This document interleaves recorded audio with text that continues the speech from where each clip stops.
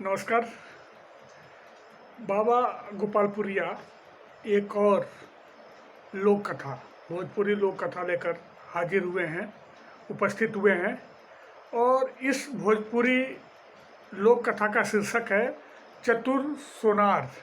कहने का मतलब है कि व्यवसायी शिरोमणि स्वर्णकार, आपकी लीला अपरंपार। तो यह लोक कथा एक सच्चे सोनार की है। सच्चा सोनार कौन होता है? तो मैं फिर यही कहूँगा कि इसे एक कथा कहानी के ही रूप में हमको लेना चाहिए। इसे किसी जाति या धर्म से जोड़कर देखना उचित नहीं।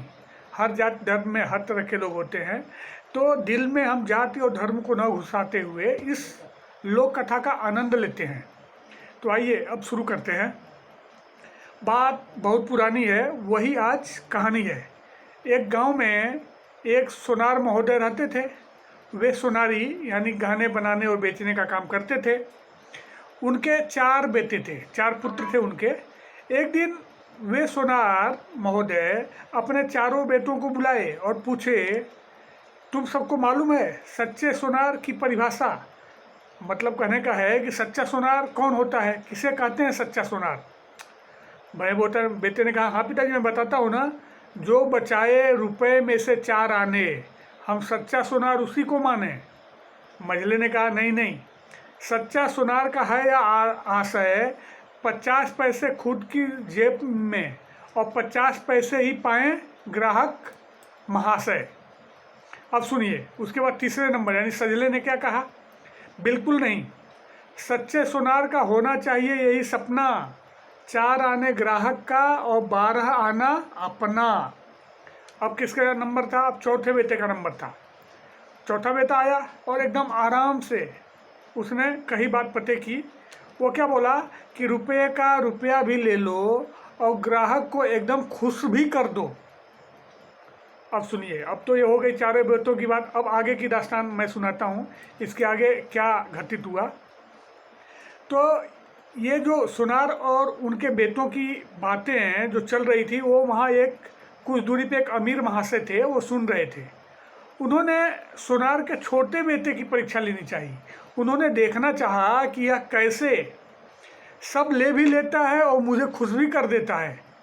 एक दिन अमीर महाशय ने सोनार के उस छोटे बेटे को अपने घर पर बुलाया और कहा कि मुझे सोने की एक हाथी बनवानी है, लेकिन एक शर्त है, मैं चाहता हूँ कि वह हाथी तुम मेरे घर पे ही आकर बनाओ। अमीर महाशय की बात सुनकर उस सोनार के छोटे बेटे ने कहा, कोई बात नहीं महाराज, हम आपके घर पे ही आके और सोने का हाथी बना देंगे। वह क्या करता था, प्रतिदिन अमीर महाशय के घर पर आता और अमीर महाशय वहीं बैठे रहते, उनकी देख रेख में हाथी का एक एक भाग बनाने लगा।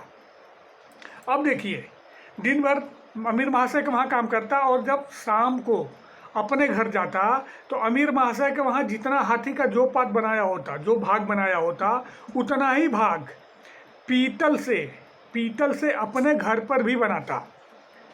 1 हफ्ते 10 दिन में क्या हुआ कि अमीर महाशय के घर में हाथी बनकर तैयार हो गया।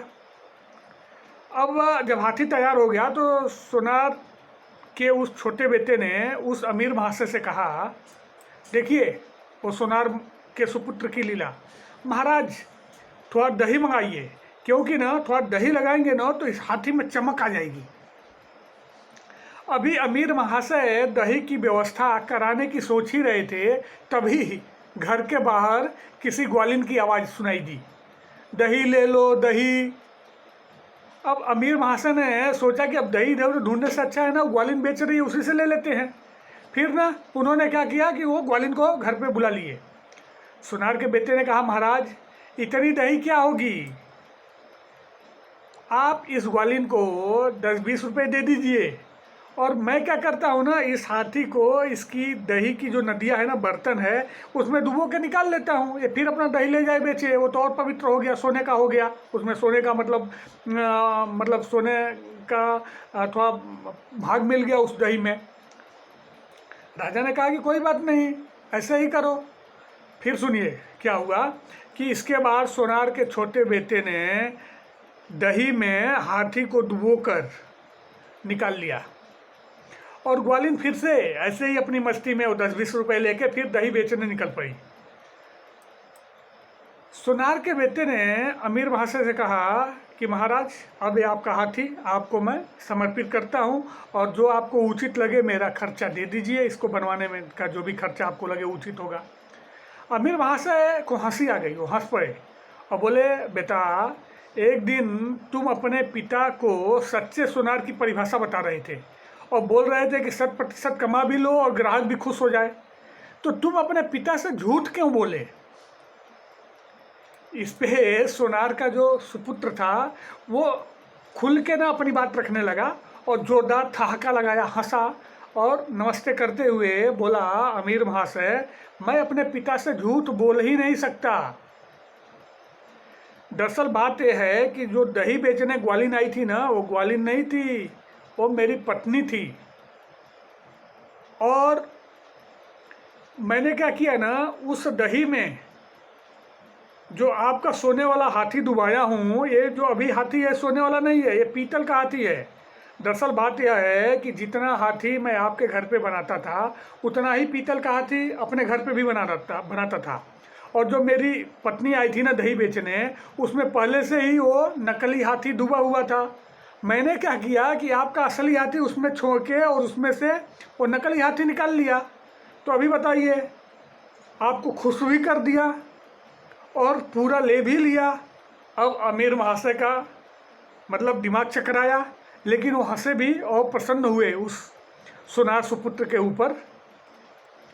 तो ये कथा यहीं समाप्त होती है और फिर मिलते हैं एक नई लोक कथा, भोजपुरी लोक कथा के साथ अगले वीडियो में। लेकिन मैं फिर से यही जानना चाहूँगा कि कृपा कर आप बताएं कि ये वीडियो आपको कैसा लग रहा है, ज़रूर बताएं। और फिर से मैं आपके सुख शांति समृद्धि स्वास्थ्य की कामना करता हूँ। शुभ रात्रि, नमस्कार, फिर मिलते हैं अगले वीडियो में।